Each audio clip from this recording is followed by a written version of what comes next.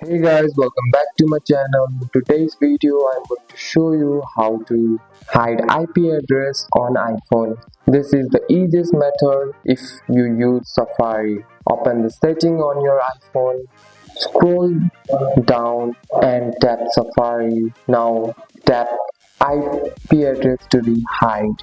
Select from the tracker or from tracker and the website. This hides your IP address while browsing the web. If you have iCloud Plus, this is the best option.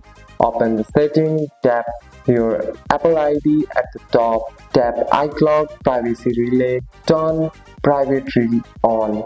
This hides your IP address from website and network provider.